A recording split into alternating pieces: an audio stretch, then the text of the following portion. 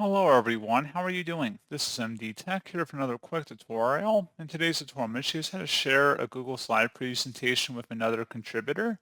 So this should hopefully be a pretty straightforward process here, guys. And without further ado, let's go ahead and jump straight into it. So all I have to do is select the share button up at the top. You can go ahead and copy and paste their contact information or email up here, and then you can adjust the permissions of what you want them to be able to access, whether as a viewer or editor of the presentation. And that's pretty much it.